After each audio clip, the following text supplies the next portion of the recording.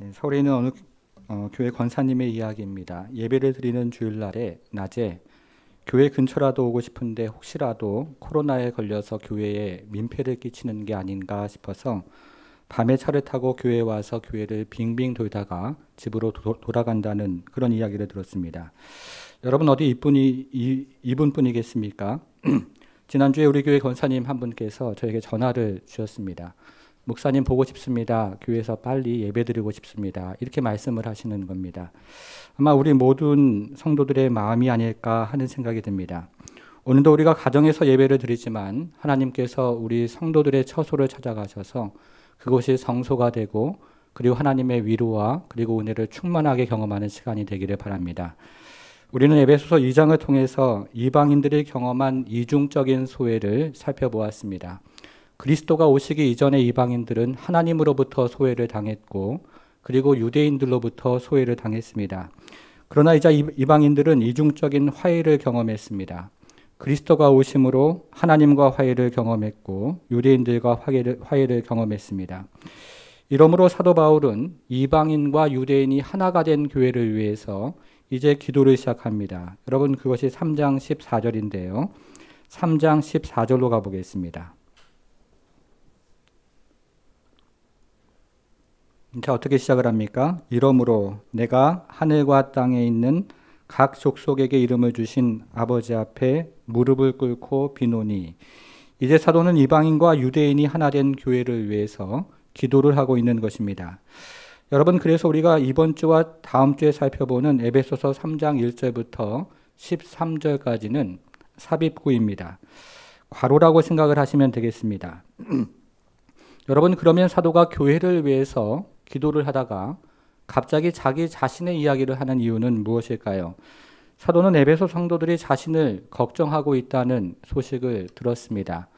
에베소 성도들은 사도 바울이 로마 감옥에 갇혀 있다는 소식을 듣고 사도 바울이 잘 먹고 있는지 그리고 잘 자고 있는지 몸은 건강한지가 걱정이 되었습니다. 그리고 에베소 성도들 중에는 사도 바울이 로마 감옥에 갇혀 있다는 소식을 듣고 그 마음에 큰 시험거리가 된 사람들도 있었습니다. 여러분 3장 13절로 한번 가보겠습니다. 3장 13절에 보니까요. 그러므로 너희에게 구하노니 너희를 위한 나의 여러 환난에 대하여 낙심하지 말라 이렇게 말을 합니다. 바울이 로마 감옥에 갇혔다는 소식을 듣고 마음에 큰 낙심을 경험했던 사람들이 에베소 성도들 가운데 있었던 것입니다. 그래서 바울은 성도들을 안심시키기 위해서 자신의 상황에 대해서 설명을 하는데요. 그것이 바로 에베소서 3장 1절부터 13절까지의 내용입니다. 오늘은 그 중에서 3장 1절부터 6절까지를 벽을 허물고 서로를 포용하는 공동체라는 제목으로 함께 생각을 해보겠습니다. 본론 첫 번째입니다. 첫 번째는요. 바울은 경륜 가운데 감옥에 갇혔습니다. 여러분 우리가 사도행전을 읽어보면 바울은 1차, 2차, 3차 전도여행을 마치고 예루살렘으로 돌아갔습니다. 이때 예루살렘의 유대인들이 몇 가지 이유를 들어 사도 바울을 고소를 했습니다. 사도 바울은 예루살렘 북쪽에 있는 가이사라로 가서 거기서 2년 동안 감옥 생활을 했습니다. 그리고 지금은 로마 황제에게 항소를 해서 로마 감옥에서 감옥 생활을 하고 있습니다. 여러분 그러면 지금 사도 바울은 누구 때문에 로마 감옥에 갇힌 것일까요? 유대인들 때문이었습니다. 그리고 로마 황제 가이사 때문입니다. 여러분 그런데 사도 바울이 지금 누구 때문에 로마 감옥에 갇혀 있다고 말을 하고 있습니까? 자 1절을 보겠습니다. 오늘 본문을 시작하는 1절. 이러므로 그리스도 예수의 여기 표시를 한번 해보겠습니다. 그리스도 예수의 일로 너희 이방인을 위하여 갇힌 자 여기도 표시를 한번 해보겠습니다. 갇힌 자에게 이 말에도요 표시를 한번 해보겠습니다. 됐나 바울이 말하거니와 이렇게 말을 하는데요. 바울은 그리스도 예수의 갇힌 자라고 말을 하고 있습니다. 지금 바울은 전혀 다른 관점으로 자신의 상황에 대해서 이야기를 하고 있는 것입니다. 가이사 때문에 감옥에 갇혔다 이렇게 말하지 않고 그리스도의 갇힌 자가 되었다 이렇게 말을 하고 있습니다. 하나님의 섭리로 로마 감옥에 갇혔다고 말을 하고 있는 것입니다. 자신의 상황을 전혀 다른 관점으로 이해를 하고 있습니다. 사랑하는 성도 여러분, 우리는 지금 코로나19 때문에 갇힌 자가 된 것 같습니다. 사회적 거리두기가 멀어지면서 물리적으로도 갇힌 자가 된 것 같고요. 우리의 마음도 갇힌 자가 되어가는 것 같습니다. 그래서 요즘 유행하는 말 중에 코로나 앵글이라는 말이 있는데요. 코로나 블루를 넘어서 코로나 앵글이라고 사람들은 말을 하기 시작합니다. 사회적인 거리두기가 강화되면서 앵그리하게 되었고, 소득이 줄어들면서 앵그리하고, 그리고 가고 싶은 곳을 마음대로 가지 못해서 앵그리합니다. 학생들은 스스로를 저주받은 코로나 학번이라고 부르면서 앵그리하고 있습니다.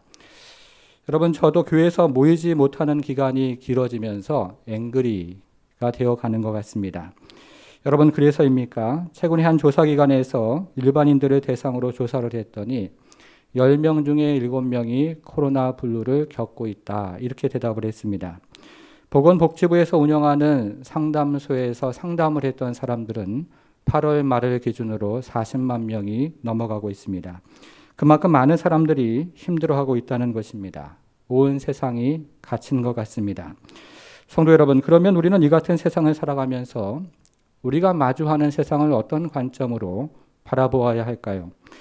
1755년 11월 1일에 포르투갈 리스본에서 큰 지진이 일어났습니다.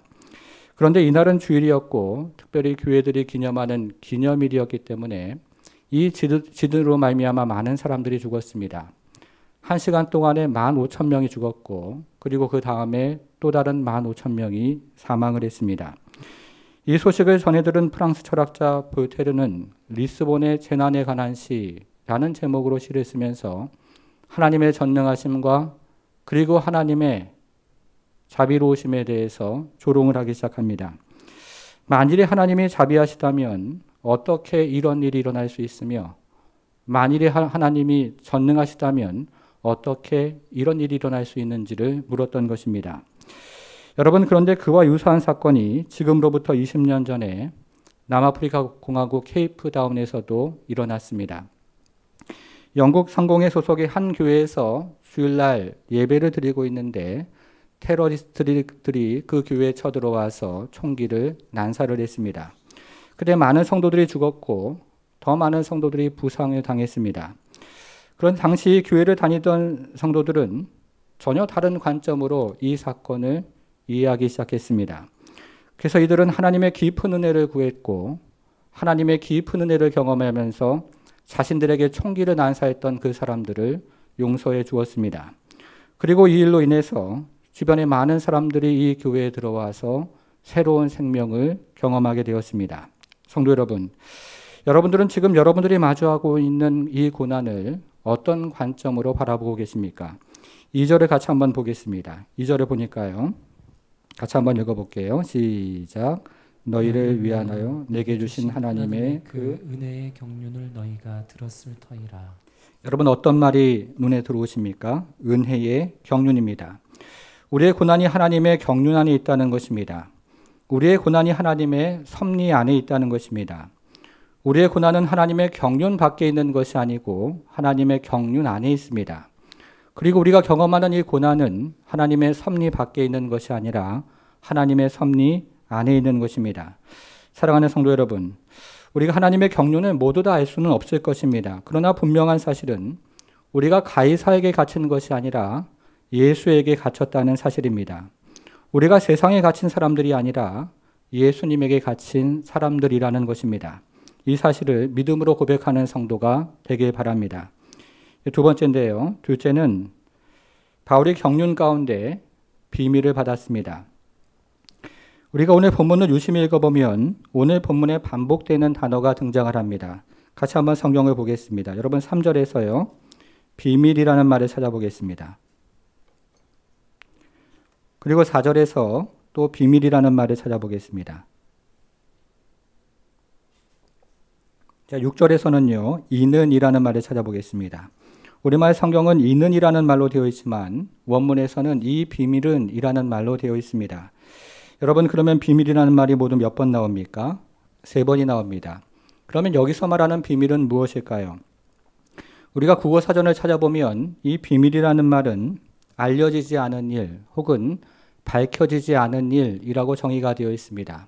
알려지지 않은 일이 비밀이고 밝혀지지 않은 일이 비밀입니다. 그러나 성경이 이야기하는 비밀의 정의는 좀 다릅니다. 인간의 지혜로는 알 수 없는 일이 바로 비밀입니다. 그러나 하나님의 계시로 밝혀진 일이 바로 비밀이라고 성경은 이야기를 하고 있습니다. 인간의 지혜로는 알 수 없지만 하나님의 계시로 드러난 일, 그것이 바로 성경이 이야기하는 비밀입니다. 여러분, 이것을 5절은 이렇게 이야기를 하는데요. 5절로 한번 가보겠습니다. 5절 보니까요. 이제 그의 거룩한 사도들과 선지자들에게 성령으로 나타내신 것 같이 다른 세대에 서는 사람의 아들들에게 알리지 아니하셨으니, 이렇게 말을 합니다. 여러분, 9절도 한번 가보겠습니다. 영원부터 만물을 창조하신 하나님 속에 감춰졌던 비밀의 경륜이 어떠한 것을 드러내게 하려 하심이라, 이렇게 말을 합니다. 감춰졌던 것인데 예수님의 오심으로 드러난 것입니다. 꽁꽁 포장이 되었던 것인데 예수님의 오심으로 포장이 풀어져 그 안에 있는 것이 무엇인지를 알게 된 것입니다. 그것이 바로 성경이 말하고 있는 비밀입니다. 여러분, 그러면 사도 바울에게 계시된 비밀은 무엇일까요? 오늘 본문에서 가장 중요한 구절은 6절인데요. 이번에는 6절로 가보겠습니다. 6절. 자, 이 비밀은 이방인들이 복음으로 말미암아 그리스도 예수 안에서, 자, 첫째 뭐라고 되어 있습니까? 함께 상속자가 되고, 자, 두 번째는요, 함께 지체가 되고, 세 번째는 함께 약속에 참여하는 자가 됨이라, 이렇게 말을 합니다. 자, 첫째는 이방인들이 함께 상속자가 되는 것입니다. 둘째는 이방인들도 함께 지체가 되는 것입니다. 그리고 세 번째는 이방인들이 함께 약속에 참여하는 자가 되는 것입니다. 여러분, 이것이 얼마나 놀라운 비밀입니까? 성도 여러분, 그런데 여러분들은 이 말씀이 마음에 와 닿으십니까? 우리는 이 말씀이 크게 와닿지가 않습니다. 그래서 이 말씀을 당시 이방인들의 관점에서 한번 생각을 해보겠습니다. 여러분들은 지금 가정에서 예배를 드리고 계시는데요. 여러분들의 가정이 초대교회의 처소라고 한번 생각을 해보겠습니다. 여러분, 그러면 초대교회 성도들은 어디에서 모였을까요? 유대인들의 회당이 아니라 여러분들이 지금 모이는 것처럼 가정에서 모였습니다. 여러분, 그럼 초대교회 성도들은 언제 모였습니까? 유대인들처럼 안식일날 모이는 것이 아니라 오늘날처럼 주일에 모였습니다. 여러분, 그러면 초대교회 성도들은 모여서 무엇을 했습니까? 유대교의 절기와 제사를 지키는 것이 아니라 성만찬과 그리고 세례를 베풀었습니다. 굉장히 많은 변화가 일어난 것입니다. 그런데 이런 변화 중에서 가장 눈에 띄는 것은 구성원들의 변화였습니다. 이 교회 안에요, 이방인들로 가득 차게 된 것이 바로 눈에 띄는 커다란 변화가 된 것입니다. 여러분, 그런데 여기서 정말로 흥미로운 사실은 교회에 모인 이방인들이 유대인의 경전인 구약 성경을 자신들의 이야기로 이해를 하기 시작했다는 사실입니다. 이방인들이 예수 그리스도라는 안경을 쓰고 유대인의 경전인 구약 성경을 읽어보니까 구약 성경 안에 온통 예수님에 관한 이야기가 들어있었던 것입니다. 그런데 그리스도의 이야기는 이 유대인들만의 메시아가 아니었던 것입니다. 유대인들만의 메시아가 아니라 자기들과 같은 이방 사람들, 그리고 온 열방을 위한 메시아가 바로 그리스도였던 것입니다. 이것을 이방인들이 잘 간파를 하기 시작했습니다. 여러분, 그런데요, 이와 같은 구약 성경의 핵심을 누구보다 더 잘 간파한 사람이 바로 사도 바울이었습니다. 창세기 12장 3절을 보겠습니다. 자, 같이 한번 읽어볼게요. 시작. 너를 축복하는 자에게 내가 복을 내리고 너를 저주하는 자에게는 내가 저주하리니 땅의 모든 족속이 너로 말미암아 복을 얻을 것이라 하신지라. 여러분, 사도 바울이 이 말씀을 어떻게 해석을 했습니까? 자, 이번에는요, 갈라디아서 3장 8절을 보겠습니다. 또 하나님이 이방을 믿음으로 말미암아 의로 정하실 것을 성경이 미리 알고 먼저 아브라함에게 복을 전하되 모든 이방인이 너로 말미암아 복을 받으리라 하였느니라. 이렇게 참으로 놀랍게 사도 바울이 해석을 했던 것입니다. 그래서 이제는 이방인들도 유대인들과 함께 하늘에 속한 모든 신령한 복을 소유하고 그리고 간직하고 누리는 자가 되었습니다. 이것이 바로 우리가 6절에서 살펴본 함께 상속자가 되었다 하는 말의 의미가 됩니다. 여러분, 그러면 이방인들이 받은 복은 이것이 전부이겠습니까? 당시 에베소의 한 집에 독자가 있었다고 한번 상상을 한번 해보겠습니다. 그리고 그 집에는 30년 동안 이 집안에서 충성스럽게 일을 한 종이 있었습니다. 그러던 어느 날 주인이 자신이 가지고 있는 모든 재산을 자신의 친아들과 그리고 종에게 나누어 줍니다. 아들과 함께 종이 상속자가 된 것입니다. 이것이 바로 우리가 6절에서 살펴본 함께 상속자가 되었다는 말의 의미입니다. 여러분, 그런데 이 종이 상속자가 되었다고 해서 그 집안의 아들이 된 것은 아닙니다. 엄연히 종은 종이고요. 그리고 아들은 아들입니다. 종과 아들 사이에는 차별이 있고 그리고 분명한 구별이 있는 것입니다. 그런데 어느 날 주인이 자신의 종을 불러서 그리고 아들을 불러서 이 종을 자신의 아들로 삼겠다고 이야기를 합니다. 주인이 자신의 재산을 이 종에게 상속해 주었을 뿐만 아니라 자신의 친아들로 삼겠다고 선포를 하는 것입니다. 여러분, 이것이 바로 함께 지체가 되었다는 말의 의미입니다. 여러분, 6절에 다시 한번 보겠습니다. 6절에 보니까요. 이 비밀은 이방인들이 복음으로 말미암아 그리스도 예수 안에서 첫 번째 뭐였습니까? 함께 상속자가 되고, 그런데 이 함께 상속자가 된 것에만 머물러 있었던 것이 아니라 그것을 넘어서 함께 지체가 되고 그리고 함께 약속에 참여한 자가 됨이라, 이렇게 말을 하고 있는 것입니다. 여러분, 이것은 무엇을 말해주는 것일까요? 우리가 지금 살펴보는 이 6절, 이 비밀을 한마디로 이야기한다면 이것은 지금 교회를 말해주는 것입니다. 사람을 신분으로 나누지 않고 피부색으로 나누지 않으며 그리고 혈통으로 나누지 않는 교회를 말하고 있습니다. 사람을 직업으로 나누지 않고 능력으로 나누지 않고 배운 것으로 나누지 않는 교회를 말하고 있는 것입니다. 모든 차별이 사라지고 모든 구별이 사라지는 바로 그곳 교회를 이야기하고 있는 것입니다. 그 사도 바울은 갈라디아서 3장 28절에서 너희는 유대인이나 헬라인이나 종이나 자유자나 남자나 여자나 모두 그리스도 예수 안에서 하나라고 이야기를 했습니다. 함께 상속자가 되고 함께 지체가 되고 그리고 함께 약속에 참여하는 자가 되는 곳, 바로 교회를 말하고 있는 것입니다. 그곳이 바로 교회인 것입니다. 사랑하는 성도 여러분, 그러면 이 같은 일이 어떻게 일어난 것일까요? 모든 차별이 사라지고 함께 상속자가 되고 지체가 되고 또 약속에 참여하는 그런 일이 어떻게 일어날 수 있었습니까? 성경을 잠시 앞으로 넘겨서요. 에베소서 2장 14절부터 16절에 보겠습니다. 에베소서 2장 14절부터 16절을 또 한번 보겠습니다.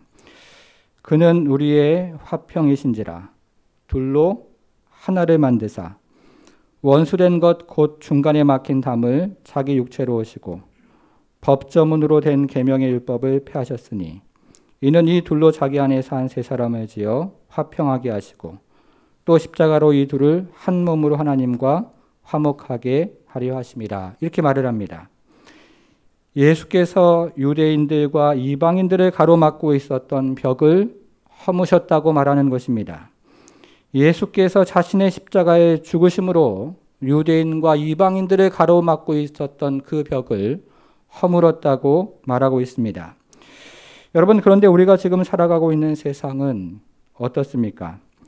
우리가 앞에서 살펴본 것처럼 사도 바울은 1차, 2차, 3차 전도여행을 마치고 예루살렘으로 돌아갔습니다. 그런데 이때 예루살렘에 있었던 유대인들이 몇 가지 이유로 사도 바울을 고소를 합니다. 여러분, 그러면 그 이유가 무엇일까요? 자, 이번에는요, 사도행전 21장 28절로 가보겠습니다. 화면을 같이 한번 볼게요. 자, 이렇게 얘기합니다. 이스라엘 사람들아 도우라. 이 사람은 각처에서 우리 백성과 율법과 이곳을 비방하여 모든 사람을 가르치는 그 자인데, 이렇게 말을 합니다. 자, 첫 번째 유대인들의 고소 내용은 율법인데요. 이 사도 바울이 율법으로 구원을 받는 것이 아니라 믿음으로 구원을 받는다 이렇게 말을 했으니까 그것을 가지고 율법을 비방했다 이렇게 말을 하는 것입니다. 자, 두 번째는 이곳 성전을 가리키고 있는 것인데요. 이것도 사도 바울이 돌로 만들어진 예루살렘 성전은 이제 허물어지고 그리고 예수님을 기초로 하는 새로운 성전이 지어졌다 이렇게 말을 하니까 이것을 가리켜서 이곳 성전을 비방하고 있다 이렇게 말을 했던 것입니다. 여러분, 그런데 여기서는 이 세 번째 이유가 가장 중요합니다. 자, 세 번째 이유 한번 보겠습니다. 다시 한번 이 구절을 보니까요. 이 사람은 각처에서 우리 백성과 율법과 성전을 비방하여 모든 사람을 가르치는 그 자인데 또 헬라인을 데리고 성전에 들어가서 이 거룩한 곳을 더럽혔다 이렇게 말을 합니다. 저를 이제 한번 보여주세요. 이 사도 바울이 1차, 2차, 3차 전도여행을 마치고 예루살렘으로 돌아왔을 때였습니다. 이때 사도 바울은 에베소 교회 성도 중에 한 사람인 드로비모를 데리고 예루살렘으로 돌아왔습니다. 그러던 어느 날 유대인들이 사도 바울과 드로비모가 예루살렘 시내의 어떤 거리에 있는 것을 보고 사도 바울이 드로비모를 데리고 성전 안으로 들어갔다고 오해를 하기 시작했습니다. 우리가 얼마 전에 살펴봤던 것처럼 이 이방인들은요, 이방인의 뜰까지만 들어갈 수가 있는데 사도 바울이 드로비모를 데리고 이방인의 뜰을 넘어서 그 안에 있는 이스라엘의 뜰까지 들어갔다고 오해를 했던 것입니다. 그래서 유대인들은 사도 바울을 고소를 했습니다. 여러분, 그러면 제가 지금 말씀드린 이 사건은 우리에게 무엇을 말해주고 있습니까? 이것은 예수님께서 허무셨던 벽을 유대인들이 다시 세우는 것을 말해주고 있습니다. 예수께서 십자가에 죽으심으로 허무셨던 벽을 유대인들이 쌓아 올리고 있는 것을 말해주고 있는 것입니다. 사람을 신분으로 나누고 피부색으로 나누며 혈통으로 나누고 있는 것을 말해주고 있습니다. 직업으로 나누고 능력으로 나누고 배운 것으로 나눈 것을 지금 유대인들이 보여주고 있는 것입니다. 여러분, 그런데 이것이 우리가 지금 살아가고 있는 세상이 아닙니까? 저는 오늘날 우리가 살아가는 세상이 요한복음 5장에 등장하는 베데스다와 같다는 생각이 듭니다. 요한복음 5장 2절부터 5절은 이렇게 이야기를 하는데요. 화면을 같이 한번 보겠습니다. 같이 한번 읽어볼게요. 시작. 예루살렘에 있는 양문 곁에 히브리 말로 베데스다라 하는 못이 있는데 거기 행각 5이 있고 그 안에 많은 병자, 맹인, 다리 저는 사람, 혈기 마른 사람들이 누워 물의 움직임을 기다리니 이는 천사가 가끔 못에 내려와 물을 움직이게 하는데 움직인 후에 먼저 들어가는 자는 어떤 병에 걸렸든지 낫게 됨이로라. 거기 38해 된 병자가 있더라. 여러분, 이 구절을 자세히 보시면요, 이 3절 하반절부터 4절이 괄호로 되어 있는데요. 이 문장을 괄호로 묶은 이유는 어떤 중요한 성경 사본에 이 구절이 빠져 있다 하는 뜻입니다. 성경은 여러분들 아시는 것처럼 원본이 없고 사본만 많이 있는데요. 그런데 어떤 중요한 성경 사본에 지금 괄호로 묶여 있는 이 구절이 빠져 있는 것입니다. 그래서 괄호 안에 있는 구절은 다른 성경 구절과 똑같이 취급이 될 수 없다는 뜻입니다. 다시 말하면 이 괄호 안에 있는 문장은 당시 베데스다 사람들이 믿고 있었던 헛된 믿음이었습니다. 당시 베데스다 사람들은 천사가 가끔 못에 들어와 물을 움직일 때 누구든지 먼저 들어가는 사람들은 그 사람이 어떤 병을 앓고 있던지 그 병이 낫는다는 그런 헛된 소문을 믿고 있었던 것입니다. 그리고 그 중에는 38년 된 병자도 있었습니다. 이어지는 6절, 7절은 그것을 말하는데요. 예수께서 그 누운 것을 보시고 병이 벌써 오래된 줄 아시고 이르시되 내가 낫고자 하느냐. 병자가 대답하되 주여, 물이 움직일 때에 나를 못에 넣어주는 사람이 없어 내가 가는 동안에 다른 사람이 먼저 내려가나이다. 이렇게 말을 합니다. 여러분, 그런데 여러분들은 지금 우리가 읽었던 이 베데스다 연못에서 일어났던 그 일들을 머릿속으로 상상을 하실 수 있겠습니까? 어느 날 천사가 내려와서 물을 움직였다는 소문이 그 인근에 퍼져가기를 시작했습니다. 그러자 병자들은 아픈 몸을 이끌고 베데스다 연못을 향해 달려갔고 맹인도 방향을 알지 못하지만 사람들에게 물으면서 베데스다 연못을 향해 달려갔습니다. 다리 저는 사람은 지팡이를 짚고 달려가기를 시작합니다. 그리고 혈기 마른 사람도 이 대열에 동참을 합니다. 여러분, 이때 어떤 일이 벌어졌을까요? 많은 병자들은 중간에 가다가 아마도 포기를 했을 것입니다. 맹인은 방향을 잃어버렸을 것입니다. 그리고 다리 저는 사람은 중간에 가다가 아마도 그 자리에 주저앉았을 것입니다. 그러는 사이에 사람들이 넘어지고 엎어졌을 것입니다. 그리고 어떤 사람은 그 위를 짓밟고 그냥 지나갔을 것입니다. 성도 여러분, 이것이 오늘날 우리가 살아가는 세상입니다.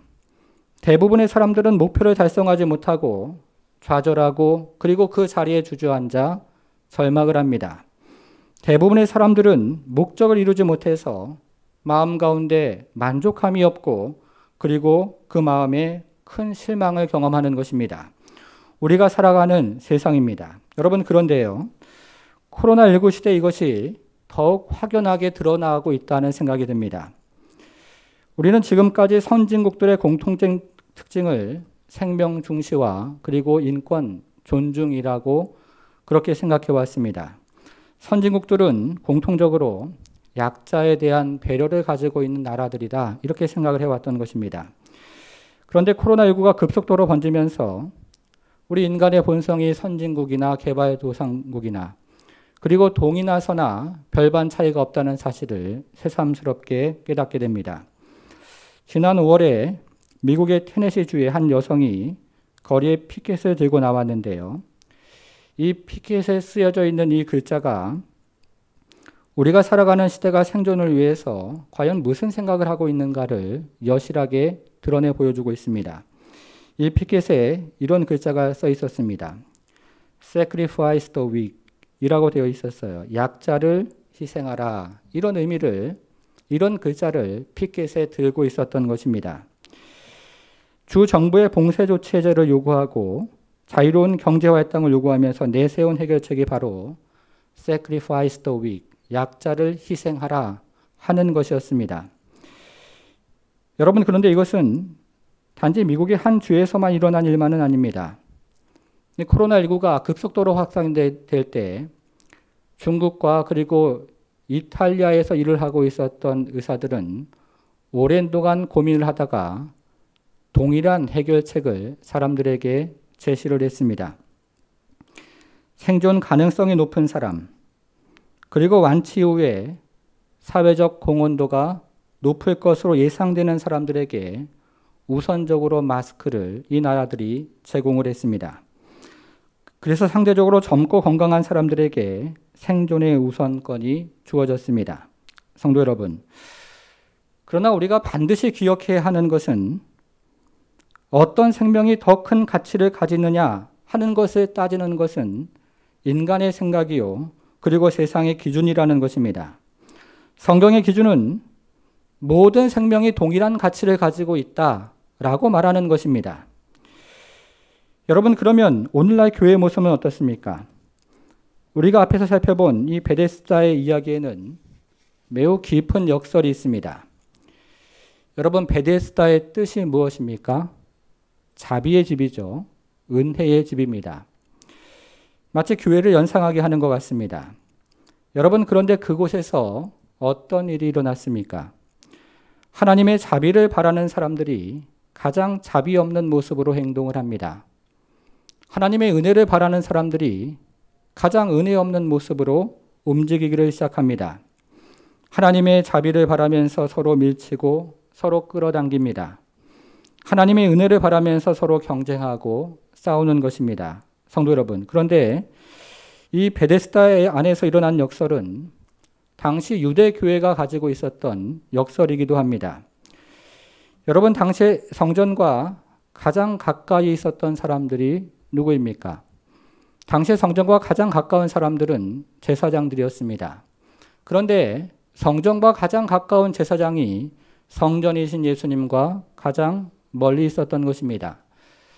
여러분, 그러면 당시에 말씀과 가장 가까이 있었던 사람들은 누구일까요? 당시에 말씀과 가장 가까운 사람들은 랍비였습니다. 바리새인들이었습니다. 여러분, 그런데 말씀과 가장 가까운 바리새인들이 말씀으로 오신 예수님을 귀하게 여기지 않습니다. 오히려 성전과 가장 가까운 제사장들은 성전이신 예수님을 심판하고 십자가에 못 박았고, 그리고 말씀과 가장 가까운 바리새인들은 예수님을 질책하고 또 십자가에 못 박았습니다. 여러분, 이보다 더 큰 역설이 어디 있겠습니까? 사랑하는 성도 여러분, 그래서 교회인 우리도 오늘날 우리의 모습을 돌아볼 필요가 있습니다. 우리가 성전이라고 말하지만 오늘날 정말로 예수 그리스도를 중심으로 모시고 살아가는 그런 성도가 얼마나 됩니까? 우리가 성전이라고 말하지만 우리가 정말로 예수 그리스도의 말씀을 귀하게 여기고 살아가는지를 돌아볼 필요가 있다는 것입니다. 목사도 그렇지만 성도 가운데 예수님을 인생의 주인으로 모시며 예수님의 말씀을 따라 살아가는 그런 성도들이 오늘날 과연 얼마나 되는 것일까요? 우리의 모습을 돌아볼 필요가 있습니다. 사랑하는 성도 여러분, 그러면 오늘 본문이 말해주는 교회는 무엇입니까? 제가 얼마 전에 나는 나무에게서 인생을 배웠다 하는 책을 소개한 적이 있는데요. 그 책 안에 이런 내용이 있습니다. 6.25 직후에 우리나라 사는 대부분 민둥산이었습니다. 그래서 우리가 어릴 적에 4월이 되면 공무원과 그리고 학생들을 비롯해서 온 국민이 이 작은 묘목을 가지고 산에 가서 나무를 심었던 기억이 있습니다. 그때 어찌나 나무를 빼곡히 심었던지요. 웬만한 비가 와도 옷이 젖지 않을 정도로 그렇게 빼곡히 심었습니다. 여러분, 그때는 그것이 잘하는 일일 줄만 알았습니다. 여러분, 그런데 세월이 지나고 보니까요. 그렇게 나무를 빼곡히 들어찬 숲은 건강하지 않은 숲이 되었습니다. 나무가 너무 빼곡히 들어차서 햇빛이 바닥에 닿지 않으니까 그 안에 있는 어린 생명들이 싹을 틔울 수가 없게 된 것입니다. 어린 나무와 풀꽃과 그들과 함께 사는 작은 곤충들이 함께 살아가는 공간을 만들어내지를 못하는 것입니다. 겉으로 보면 완벽해 보이지만 다양한 생명이 함께 살아갈 수 있는 숲이 되지 않았습니다. 숲이 조화롭지 못하고 오히려 다양한 생명체들을 죽이는 그런 건강하지 못한 숲이 된 것입니다. 사랑하는 성도 여러분, 그러면 성경이 말하는 교회는 무엇일까요? 성경이 말하는 교회는 함께 가는 교회입니다. 함께 자라가는 교회인 것입니다. 큰 교회와 작은 교회가 함께 자라가고 도시교회와 농촌교회가 함께 자라가는 교회입니다. 남쪽의 교회와 북쪽의 교회가 함께 자라가고 이 땅의 교회와 열방의 교회가 손을 잡고 함께 자라가는 교회입니다. 사람을 신분으로 나누지 아니하고 피부로 나누지 아니하며 그리고 혈통으로 나누지 않는 바로 그 교회입니다. 사람을 직업으로 나누지 않고 능력으로 나누지 않고 배운 것으로 나누지 않는 바로 그 교회입니다. 병든 사람과 맹인과 다리 저는 사람과 손 마른 사람을 차별하지 않고 주님의 마음으로 따스하게 품어주는 바로 그 교회입니다. 38년 된 병자의 마음을 주님의 마음으로 헤아려주고 품어주는 바로 그 교회입니다. 기뻐하는 자와 함께 기뻐해주고 우는 자와 함께 울어주는 교회, 바로 그 교회입니다. 그래서 우리가 함께 상속자가 되고 함께 지체가 되고 함께 약속을 이어받는 자가 되는 곳, 바로 그것이 교회인 것입니다. 사랑하는 성도 여러분, 저는 진심으로 이 땅의 교회가 그런 교회가 되기를 바랍니다. 그리고 우리 교회가 그런 교회가 되기를 바랍니다.